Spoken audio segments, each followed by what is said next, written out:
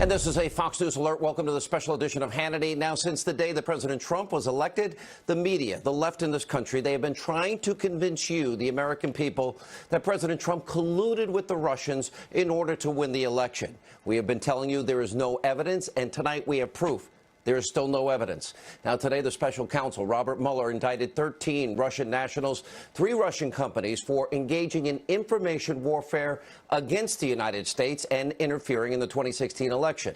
Now, this indictment shows this was widespread in terms of a Russian effort. It dates back to 2014 during the Obama administration. It was meant to sow discord in the U.S. political system. Now, tonight, President Obama and his team, they have a lot of explaining to do about why they did not act or tell the American people about the Russian intrusion into our political process.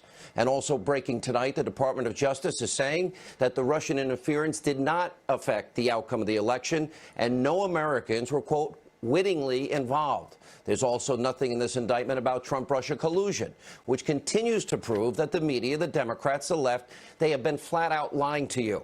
And also breaking right now, the Daily Caller reporting that the demoted Department of Justice official, Bruce Orr, he did not disclose to ethics officials that his wife was being paid by Fusion GPS. That's the company that put together the Clinton bought and paid for phony dossier filled with Russian and Russian government lies.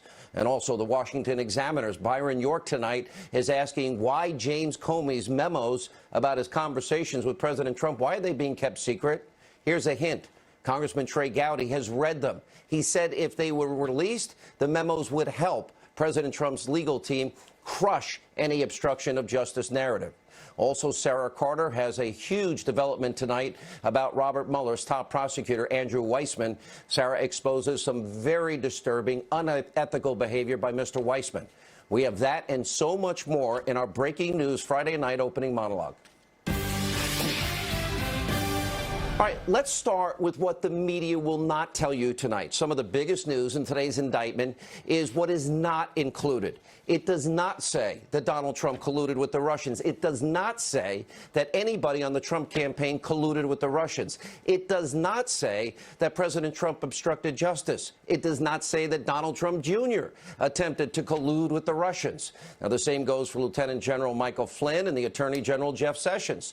The biggest examples of Russian collusion for 2016 that we know about, that we have real concrete evidence of, is one, Hillary Clinton, her bought and paid for dossier, the one that used Russian government sources to peddle Russian propaganda, lies to influence the American people in this past election in 2016.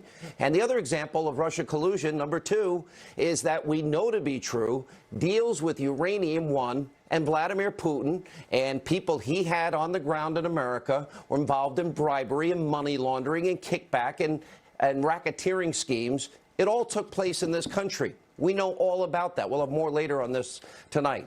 But first, here are the key points from this indictment. 13 Russian nationals, 3 Russian companies launched the campaign of information warfare. It started back in 2014 and eventually culminated in interfering with the 2016 election. The goal was simple, to sow political discord in the United States of America. Yeah, no kidding. Now, we have been telling you all about Uranium One, all about the dossier filled with Russian lies. Now, this is critical. After the election, these same Russian trolls that attempted to undermine then President-elect Donald Trump, well, they went out there. President Trump finally is reacting to this today because they were undermining the president after the election. Russia started their anti-U.S. campaign in 2014, long before he announced that he would run for president. He said aye. And then the results of the election were not impacted. The Trump campaign did nothing wrong, no collusion. Now, the White House, they also put out a statement tonight, quoting the president. They said, quote, "It is more important than ever before to come together as Americans. We cannot allow those seeking to sow confusion, discord, rancor to be successful. It's time we stop the outlandish partisan attacks, the wild false allegations, the far-fetched theories, which only serve to further the agendas of bad actors like Russia and do nothing to protect the principles of our institutions. We must unite as Americans to protect the integrity of our democracy, our elections." Now, what this indictment shows is nothing short of a sophisticated effort by the Russians to gain influence in America. Now, we have been telling you this about Vladimir Putin, about Russian operatives, about how they've been involved in sophisticated schemes. We have been going back to as early as 2009. Remember, he had people, operatives, on the ground with the purpose of breaking into America's uranium market. And we also told you how those Russian operatives were involved, and we knew it because we had an insider on the ground, an FBI informant, that they were involved in bribery, in kickbacks, in money laundering, racketeering, all in a scheme, yes, tied to Hillary Clinton. Now, that's the deal with the Clinton State Department and the Obama administration. They ignored this FBI investigation, what this informant was telling them was going on the inside, and inexplicably, they approved in 2010 giving Vladimir Putin control of over 20% of America's uranium market. We had the informant warning us on the inside the entire time. Nobody listened. And the clueless media, they ignored this Russian interference. Now, this only matters, apparently, if the Russians are involved, if you can use it to bludgeon President Trump politically. Now, sadly, Putin and Russia, they were successful in 2010. They got that uranium. Now, even though we already have a shortage of uranium in America, we have to import uranium. Now, let's get back to this indictment. It lays out allegations that begin in 2014, where Russian nationals, they were working together with a troll farm located in St. Petersburg, Russia, trying to influence the election. Why wouldn't they after they got uranium?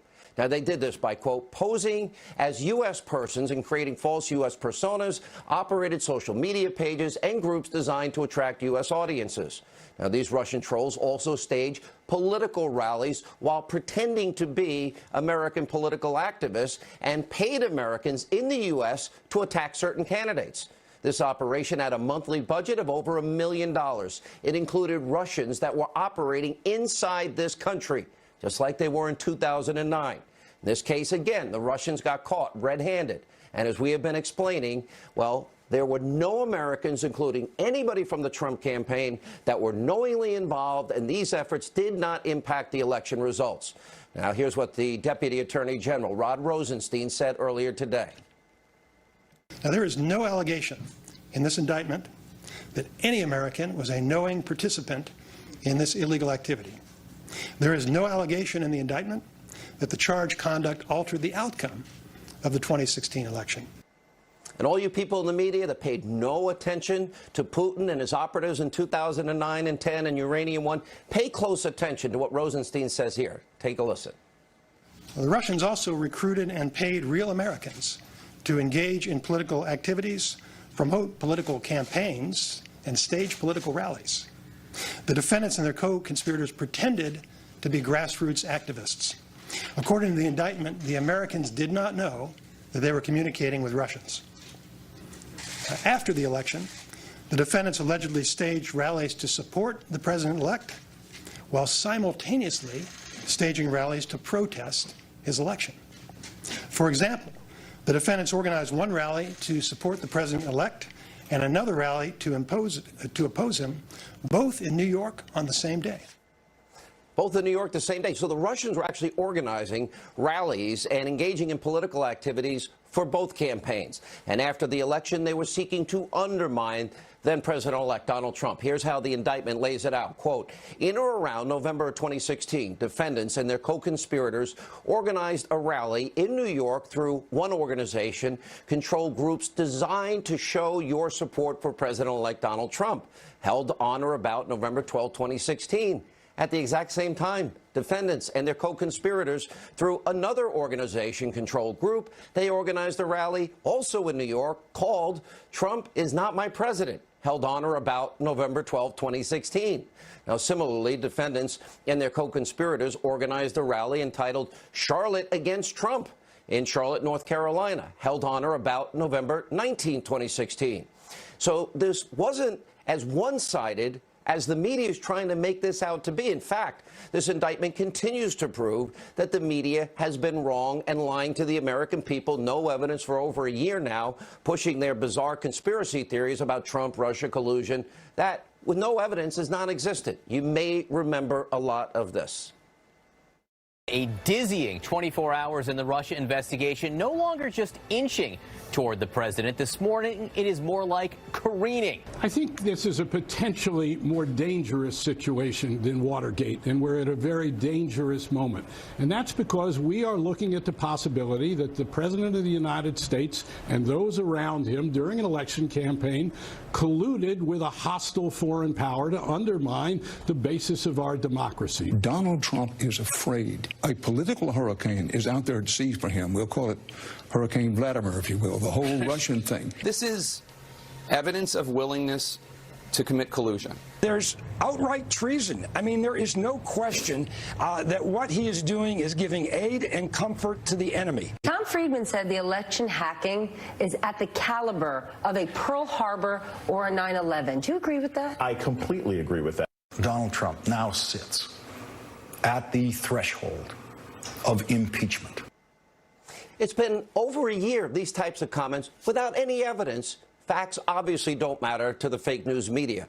No evidence of collusion, and this indictment says that no American, no member of the Trump campaign wittingly tried to help the Russians. Now, I know a lot of people are shocked by this indictment, and there was a gigantic collective gasp from liberals, the mainstream media, when this news came out earlier today. Why is anybody surprised? That's my question. Russian election interference, it goes back decades.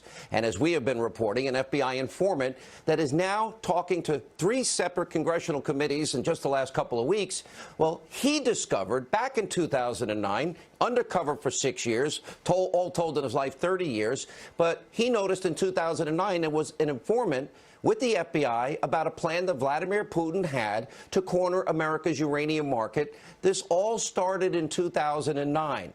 Then he discovered there was bribery, kickbacks, money laundering, racketeering, and other types of extortion going on. The FBI, then run by Robert Mueller, they were being informed every step of the way, and they did nothing. Robert Mueller has some questions to answer. And this informant is also saying Russia paid millions to a lobbying firm, all in an attempt to influence then-Secretary of State Hillary Clinton. That company, APCO Worldwide, they deny the allegations. Now, this Putin-led operation back in 2009, nobody in the media is telling you, started over years before, a year and a half before, the CFIUS board. That's 9 Obama federal agencies, including Hillary at Secretary of State, Eric Holder at Justice, approved the sale of Uranium One. And key players involved in that decision, they should have known all of this was going on, but they approved it anyway. And the real question is, knowing all of this, knowing Putin's efforts in 2009, and knowing we didn't have enough uranium in America, why would CFIUS and all these agencies and the Obama administration, why did they allow Russia, a hostile foreign entity, to take control of 20% of our uranium, the foundational material to make nuclear weapons? And we're supposed to be surprised at today's indictments? Now, here's the other aspect of all of this the left, the corrupt media will never tell you about. The Russian influence campaign, all right, this that they told you about today goes back to 2014. Where hell was the Obama administration? What did they do then to stop this? Now, remember, NBC News reported after the election the Obama administration didn't do more to stop Russia because they thought Hillary was going to win. That's NBC. So, in other words, it sounds like the Obama administration, they were complicit in this. They dropped the ball, and they were definitely, in this case, more warning signs you can shake a stick at. In April 2016, the House Intelligence Committee Chairman Devin Nunes, he warned America's inability to predict Vladimir Putin's plans would be, quote, the biggest intelligence failure that we have had since 9/11. How right, sadly, he was.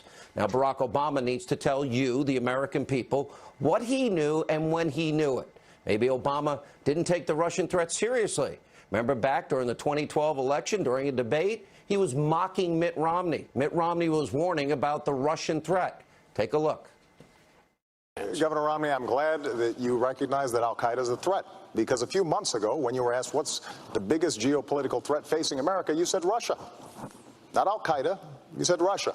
In the 1980s are now calling to ask for their foreign policy back because, the Cold War's been over for 20 years. Yeah, a year later, Putin has people bribing, extorting, money laundering, all in America to get involved in our uranium markets.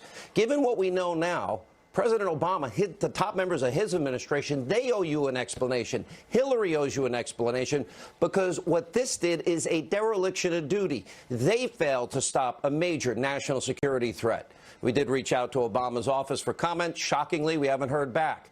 And another example of Russian collusion, of course, is the Clinton bought and paid for dossier filled with Russian and Russian government lies and propaganda. Now, Hillary Clinton and the DNC, they shelled out, what, over $12 million to fund this salacious and, of course, unverified dossier that was later used as the bulk of information to get a FISA warrant to spy on the Trump campaign.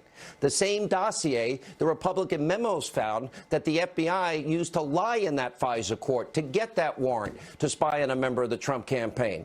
The FBI, Fusion GPS, nobody verified what was in the dossier. To this day, we haven't proven a thing in that dossier. And we now know that the bulk of that FISA application was made up of a political hit piece document put together by a former British spy, Christopher Steele, using Russian government sources, and some of Hillary's best friend as sources. Now, also breaking this hour, a lot of developments tonight as it relates to the case of Bruce and Nellie Orr. Now, we first reported on this husband and wife duo after it was discovered that Bruce Orr, remember the high-ranking Justice Department official, remember he passed on the anti-Trump Steele dossier. He gave it to the FBI. It was his wife, Nellie, working for Fusion GPS on the dossier.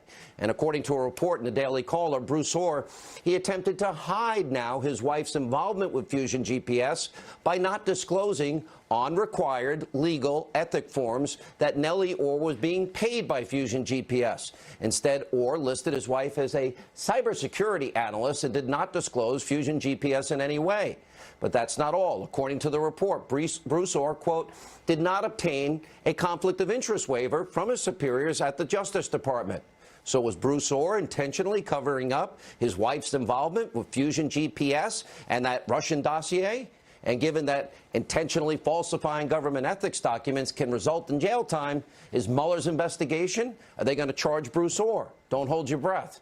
Now, also tonight, new information about James Comey's memos. Byron York, Washington Examiner, points out a very interesting article with the headline, "Why are the Comey memos secret?" Now, Byron York is reporting that in July of 2017, the FBI did allow lawmakers to see the memo about Comey's version of conversations that he had with President Trump, later leaked to the professor that leaked to the FBI that led to Robert Mueller. But anyway, the FBI made sure the information in these memos was severely restricted. Why would that be? Now, Comey testified under oath that he gave the memos to that friend. They leaked it to the New York Times in the hopes that Robert Mueller would be appointed a special counsel. It happened. Now, you would think that if those memos were so explosive and so damning and so damaging and proved obstruction of justice, which we keep hearing about, like Comey and the media and the Democrats are all claiming, that why don't we release the memos? But they're keeping them secret for a reason. Take a look at how Congressman Trey Gowdy, South Carolina, described the memos back in December. The obstruction of justice, remember, that started being discussed when Comey had these memos that he said he made. I've read the memos. I've read every one of Comey's memos. They would be defense exhibit A in an obstruction of justice case, not prosecution exhibit, defense exhibit A. If Comey felt obstructed, he did a masterful job of keeping it out of any of his memos. Defense Exhibit A. So the entire so-called scandal with the memo created by Comey, perpetrated by Democrats and the left-wing media complicit with the Democrats, it's absolutely a farce. It's a mere political tactic. It's been used to damage President Trump and undermine his presidency. Now, all the Comey memos should be released. What are they hiding? Now, also tonight, while today's indictment showed that Mueller is conducting serious work in the ongoing Russia investigation, which, by the way, nobody should be surprised about, there are still deeply concerning issues surrounding the team of liberal anti-Trump partisan investigators that Mueller tapped to lead his probe. Now, this includes Mueller's top prosecutor, Andrew Weissmann, or as the New York Times calls him, Mueller's pit bull. Now, for months, we've been reporting on Weissmann's generous donations to Democratic political campaigns, including thousands to President Obama. The Wall Street Journal had revealed that Weissmann actually attended the 2016 election night victory party for Hillary Clinton. And you can't forget that Weissmann actually praised then acting Attorney General Sally Yates for defying President Trump's travel ban after she was fired. Now, aside from Weissman's clear political bias, the longtime prosecutor has also been accused of employing aggressive, sketchy prosecutorial tactics, which led to the imprisonment of 4 innocent Merrill Lynch executives. That case was ultimately overturned by the Fifth Circuit Court of Appeals. And Weissman's aggressive prosecutions also led to the downfall of the accounting giant Arthur Andersen. Tens of thousands of people lost their jobs. And by the way, the Supreme Court, they overturned him again, 9-0 in that case. And we also have a brand new damning report tonight, Sarah Carter, who will join us in a minute, detailing even more misconduct, including a 1997 case about Andrew Weissman he was officially reprimanded by the judge for withholding evidence when he failed to disclose that a witness on behalf of the prosecution was also working for years as an FBI informant. This is in an organized crime case. In a memorandum, the judge reportedly described Weissman's conduct as, quote, myopic withholding of information, reprehensible and subject, perhaps, to appropriate disciplinary measures. Oh, that's the guy Mueller hired? Ultimately, no such measures were taken. Weissman's name was retroactively wiped from the complaint, and after a Weissman ally fought to remove his name. And more recently, Weissman was reported to the Department of Justice Inspector General and the Senate Judiciary Committee for, quote, corrupt legal practices. In fact, civil rights attorney David Schoen, he called for Weissman to be investigated for this alleged past misconduct. We did reach out to the special counsel's office for comments on Sarah's reporting. Shockingly, they don't answer our calls. The sum of all of this is this. The big news today, zero evidence, again, a year plus, no evidence that Trump, his campaign, colluded in any way, shape, matter, or form. We have been telling you this for over a year. Show us the evidence. We want to see it. Now it's time for the Democrats and the media to finally start telling the truth to you, the American people, about the situation. And that means to tell you about real collusion as it relates to Uranium One in 2009, as it relates to why would you ever allow Putin and his operatives to get away with that, and number 2, as it relates to the bought and paid for phony dossier that was all designed to manipulate the American people. Tonight, we have comprehensive analysis. Sarah Carter, Greg Jarrett, Dr. Gorka, Judge Denise Pirro, and much more on this busy special edition Hannity Breaking News Night. Hannity is brought to you by Alka-Seltzer Plus Maximum Strength Liquid Gels. All right, as we continue, joining us now with reaction to tonight's opening monologue, Fox News contributor, investigative reporter Sarah Carter, Fox News legal analyst Greg Jarrett, former deputy assistant to the president, Fox News national security strategist Sebastian Gorka. All right, Greg, I'll just let you respond to everything today. And the only thing I'm going to say is the only thing shocking to me is that anybody is shocked because we have been telling everybody about Russia's work, influence, dirty deeds in this country now for a long time, and the rest of the media has been literally ignoring the biggest story in their life if they could open their eyes. You know, this shouldn't come as a surprise to anybody who has read the DNI report that came out a year ago in January, in which they detail over the course of decades the Russians and before them the Soviets' efforts to sow discord and disruption and chaos in democracies, especially America. Why? They're an authoritarian government. They hate democracies.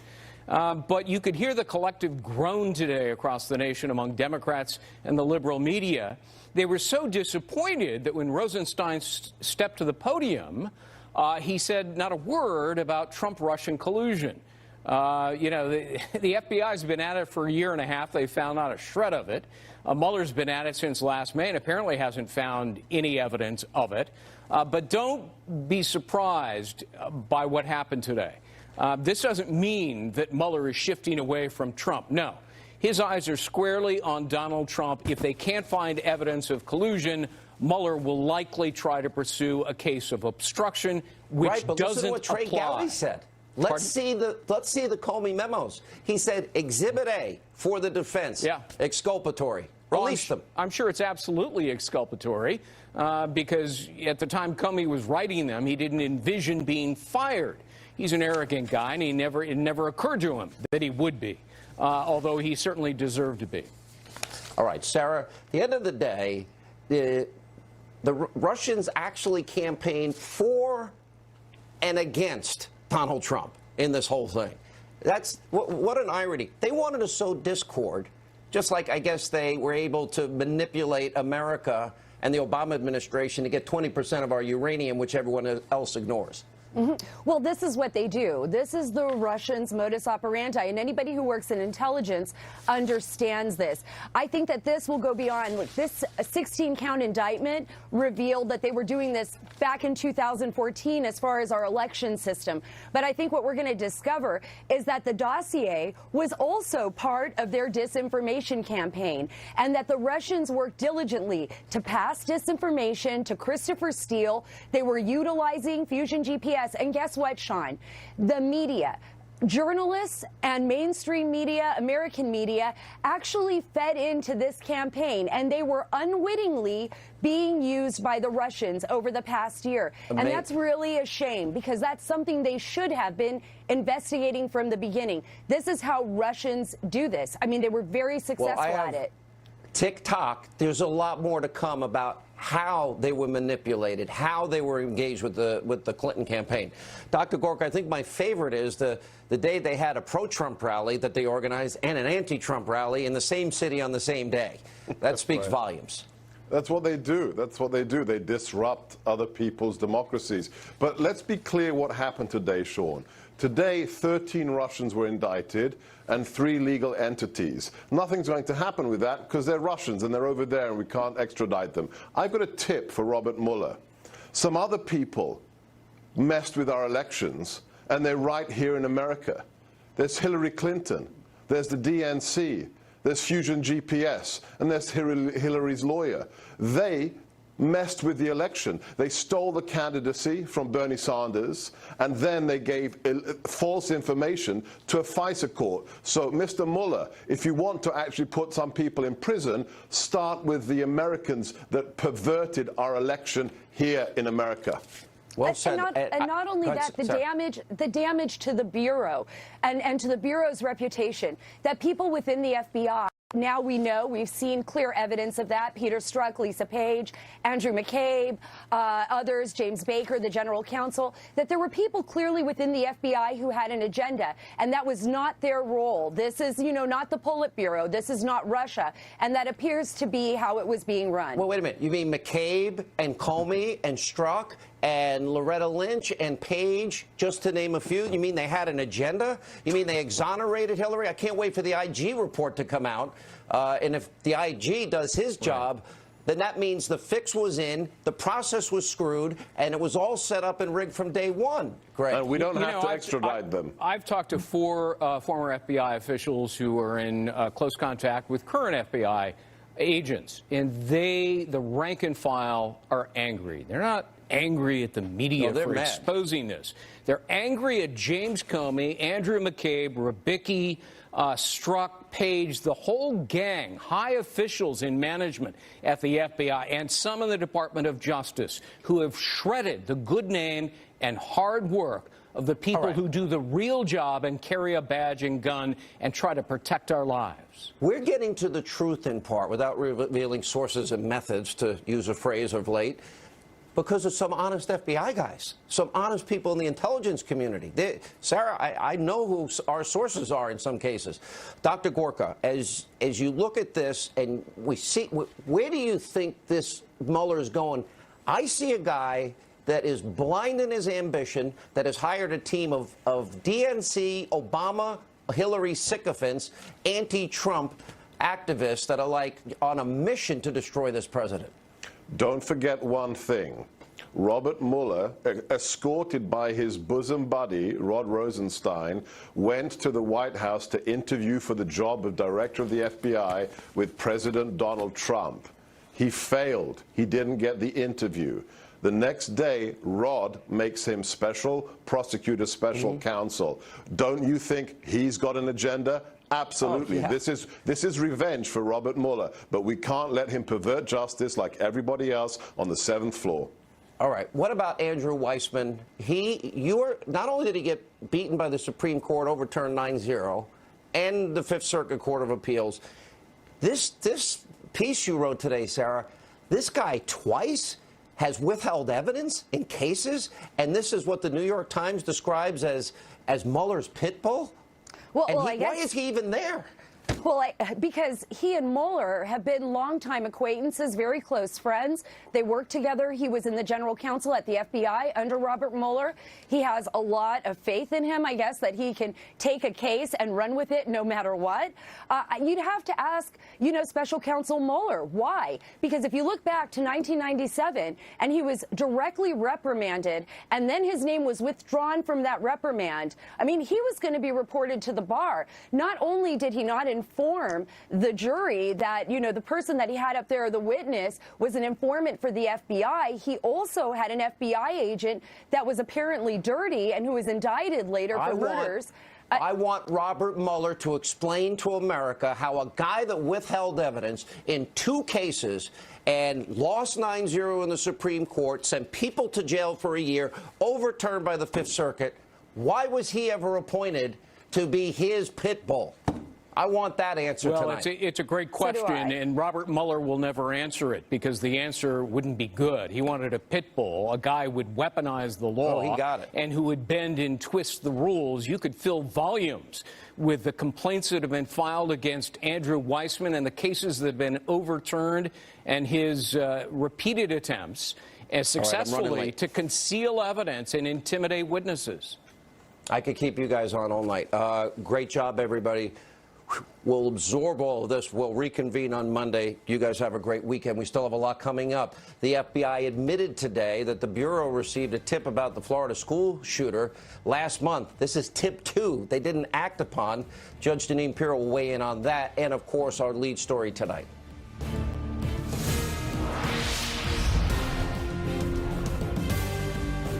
Some of us went fashion for the runway, and some of us.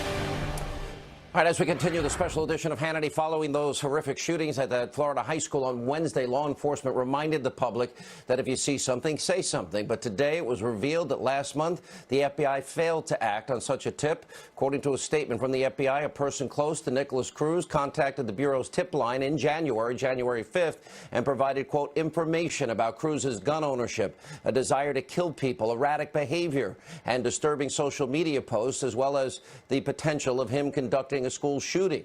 Following the tip, the FBI failed to investigate this information. The FBI director, Christopher Wray, responded to the news saying, quote, I am committed to getting to the bottom of what happened in this particular matter, as well as reviewing our processes for responding to information that we receive from the public. The Florida governor, Rick Scott, is now calling on Director Wray to resign. The Attorney General has ordered an immediate review of the process at the Department of Justice and the FBI, and Marco Rubio is asking for the same. Here with reaction, the host of Justice, Judge Jeanine Pirro. I understand everybody's busy. I understand that mistakes can be made. This costs lives. There's no other way to put it. Sean, this is beyond the pale. Look, when I was a DA, I worked with the FBI. Let me tell you something about the FBI. What we're seeing now in the segments that you just completed about, investigating the Russian collusion and creating documents for warrants that are not legitimate. This is the kind of thing that we're used to hearing about, where the FBI is focused on headlines and focused on things that really don't affect ordinary Americans. Now, the rank and file, they do their job, and they're fantastic. But it never got to the Miami field office, Judge. Never. Exactly. When someone says, I've got information on a kid who's got a bunch of guns, who's about to shoot up, I don't care if you're the FBI or from Podunk, you put on your instincts and your antennas and you say, let me try to find out who Nicolas Cage is. Sean, how many people with the name Cruz have the first name Nicholas? How many people with the name Cruz had Nicholas that's spelled with a K? There are 13 in the whole nation. I had a database as a DA. I could get this information. And the FBI was too... Look, Sean. But remember, you had the other guy, too, that actually got a screenshot of him saying, I want to be a professional school shooter. Right, and the person in Louisiana didn't bother to do anything. They didn't have the wherewithal as a real cop to figure out what you've got to do. The complaint in January is a perfect example of what happens in the FBI.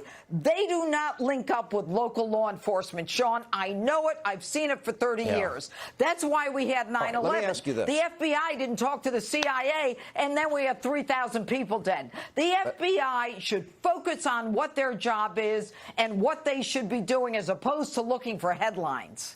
Let's go to today's news, today's indictment. I think that annoys me more than anything else is people are like, well, the Russians tried to influence the election. Well, we've been telling everybody about what the Russians did with Uranium One. We've been talking about Hillary's bought and paid for dossier.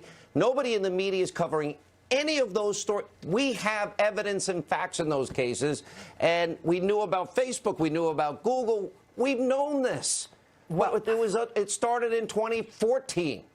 It started in 2014, this Russian so-called interference. Maybe. Yeah. And I'm sure it started even before then. But here's the real crime. The real crime is Hillary Clinton making $145 million, her husband pocketing $500,000 in cash for the sale of 20% of our uranium. And the real crime is, you look at Rod Rosenstein. Hey, he's in front of the cameras today. Why? Sean, this press conference was put together on 45 minutes notice. Why? Because they wanted to cover up or overshadow what we found out from the FBI. And where was Rod Rosenstein with the indictment having to do with Russia trying to do everything they can to get our uranium? I look at Mueller's team, Obama donors, Clinton donors, DNC donors, nobody likes Trump.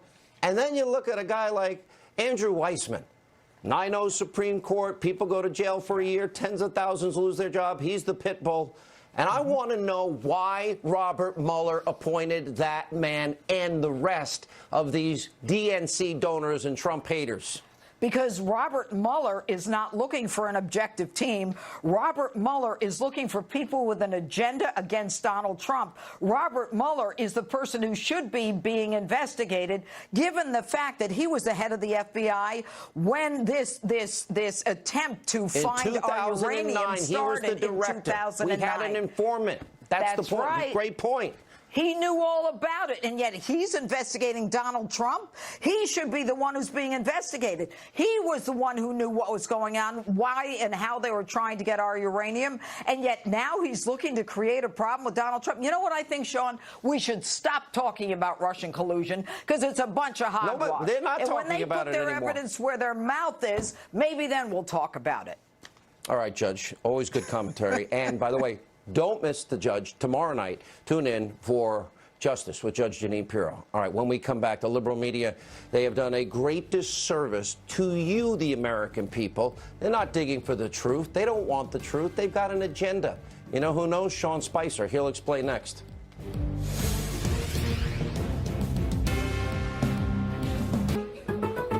Heartburn. No one burns on my watch. Hi, welcome back to the special edition of Hannity. All throughout the Russia collusion investigation, the media has done a great disservice to you, the American people, using their platform, their powerful platforms, just to attack the president. They didn't dig for the truth. Here with reaction, former White House Press Secretary Sean Spicer. Yeah, look, I don't know how you did that job. I don't know how Sarah Sanders does the job. I would not be able to do that job. It would be entertaining for about a day, and it wouldn't end well. But in a serious note, when you have Russian collusion and Hillary paying for a Russian dossier to lie to the American people, it's totally unverified. Then it's used for a FISA warrant, the bulk of that information unverified.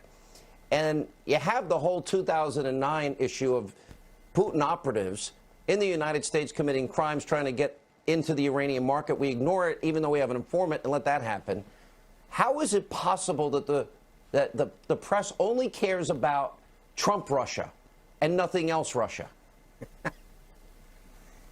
Yeah, well, that's because that's what they've been doing forever. If it's against a Republican or a conservative, they go full bore on it. They'll find any narrative or thread and tag on it. If it's staring them right in the face, it's in a Democrat or it's a Clinton, they'll walk away from it.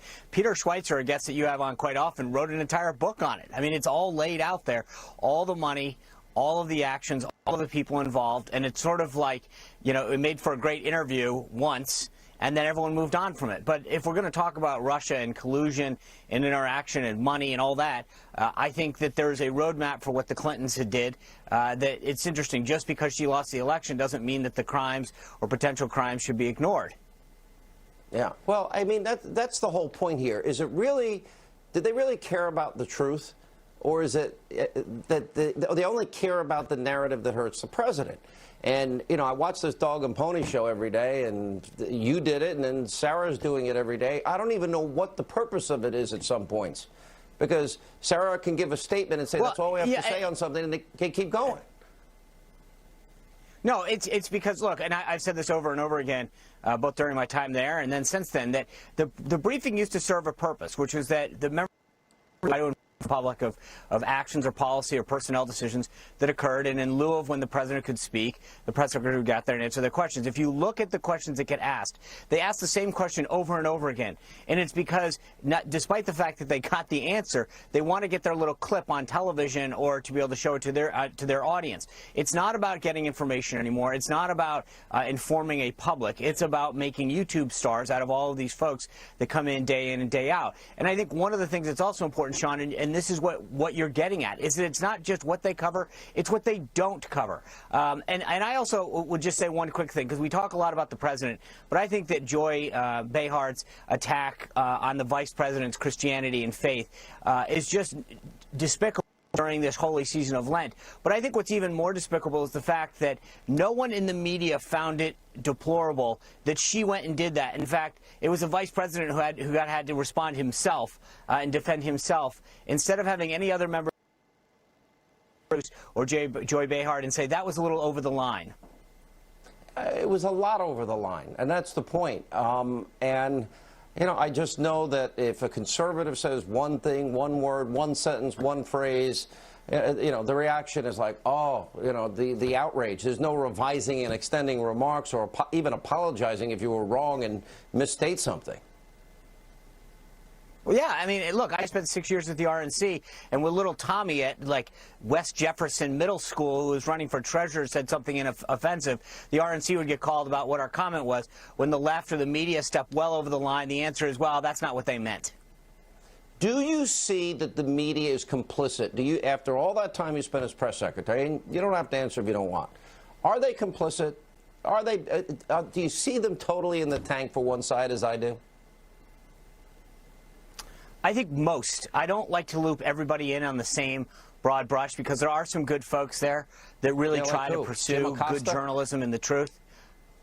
No, but I think there are some that I will enumerate in my book that's coming out, and I think that that's what they should be praised. But there are folks you just mentioned who's more interested in getting clips and clicks and becoming a star. But when was the last time that Jim Acosta broke any news?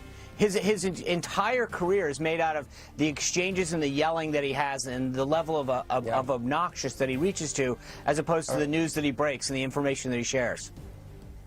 All right, Sean Spicer, thank you. We appreciate it. More Hannity coming up right after this break.